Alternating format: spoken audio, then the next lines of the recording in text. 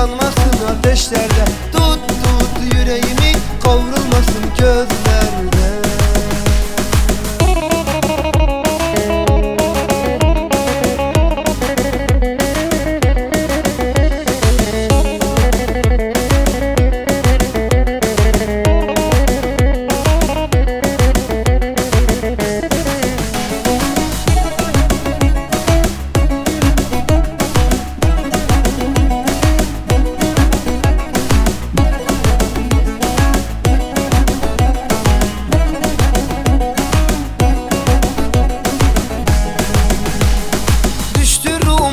Hayaller peşine düştü kalbim, yeni masallar içine.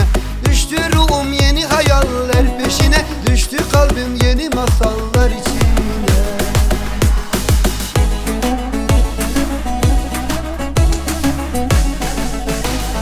Tut tut gönlümü, yanmasın ateşlerde. Tut tut yüreğimi, kavrulmasın közlerde. Tut tut gönlümü, yanmasın ateşlerde. Tut tut yüreğimi, kavrulmasın közlerde.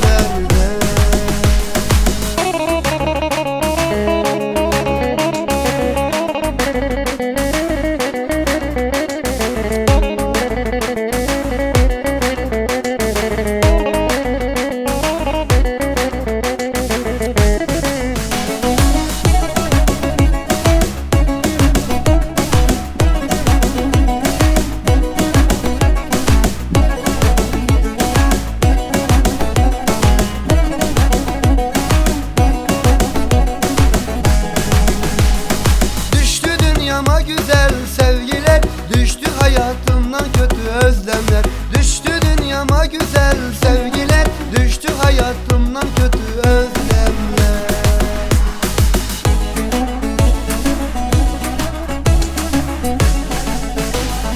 Tut tut gönlümü, yanmasın ateşlerde. Tut tut yüreğimi, kavrulmasın közlerde. Tut tut gönlümü, yanmasın ateşlerde. Tut tut yüreğimi, kavrulmasın közlerde.